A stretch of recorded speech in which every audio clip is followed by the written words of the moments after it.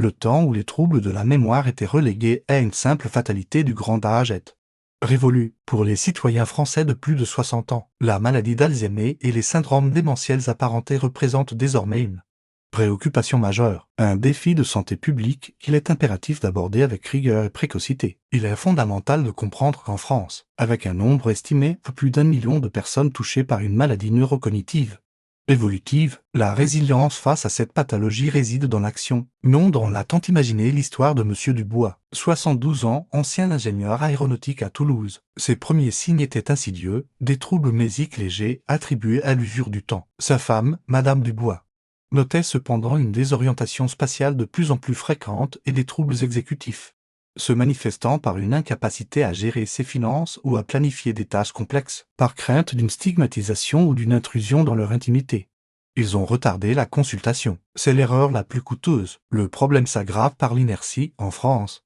Près de la moitié des syndromes démentiels restent non diagnostiqués, privant les patients d'une intervention thérapeutique précoce. Ce retard n'a pas seulement des conséquences cognitives, il fragilise les dents principales, souvent l'époux ou l'épouse, le plongeant dans un état d'épuisement professionnel burnou de l'aidant, faute de structures de répit ou de formations adaptées à la gestion des troubles psychocomportementaux TPC. L'agitation monte, l'isolement social, qui est à la fois un symptôme et un facteur de risque, s'installe, accélérant la dégénérescence neurocognitive. La solution à ce dilemme réside dans une stratégie de prise en charge pluridisciplinaire rigoureuse, validée par la Haute Autorité de Santé HAS. Tout commence par la reconnaissance des signes. Si le médecin traitant décèle une altération des fonctions cognitives, mémoire épisodique, langage, praxis, grâce à des outils de dépistage standardisés comme le Mini Mental Stat Examination MMSE ou le MOSA, l'étape suivante est l'adressage vers une structure spécialisée. En France, ce sont les centres mémoire de ressources et de recherche CNMRR ou les consultations mémoire de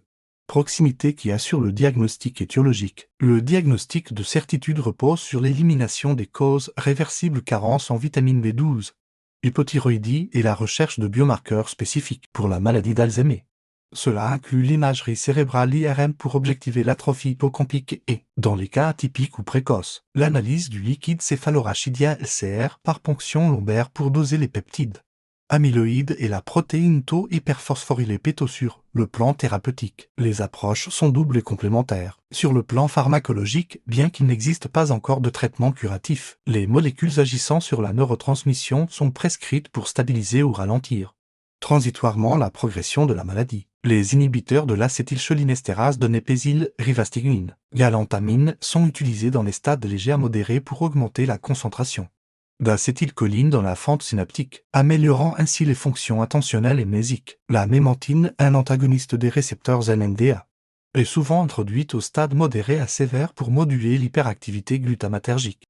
Suspectée d'être neurotoxique, ces traitements symptomatiques, pris en charge à 100% au titre de l'affection longue durée ALD15 en France, sont systématiquement associés aux interventions non médicamenteuses. Amnésie NM constitue l'épine dorsale d'une prise en charge efficace. L'ergothérapie permet d'adapter l'environnement du domicile pour maintenir l'autonomie instrumentale du patient, utilisation d'objets, tâches ménagères. L'orthophonie intervient pour la rééducation des troubles du langage, aphasie et de la déglutition, cruciale.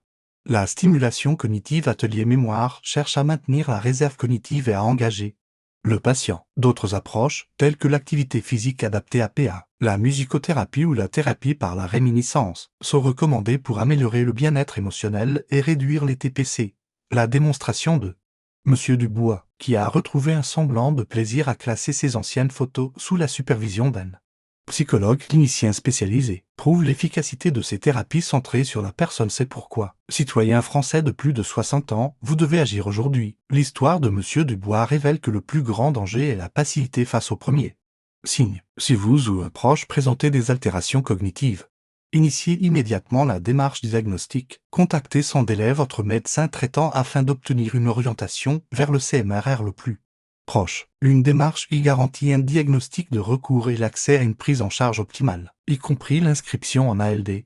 Simultanément, engagez-vous activement dans la prévention, pratiquez l'APA, maintenez une hygiène de vie cardiovasculaire stricte, contrôle de l'hypertension et du diabète, et luttez contre l'isolement social. Votre engagement proactif est la seule véritable stratégie pour ralentir la progression de la maladie et préserver la dignité et l'autonomie des aînés de la République. Prenez rendez-vous cette semaine. Votre mémoire est un trésor national.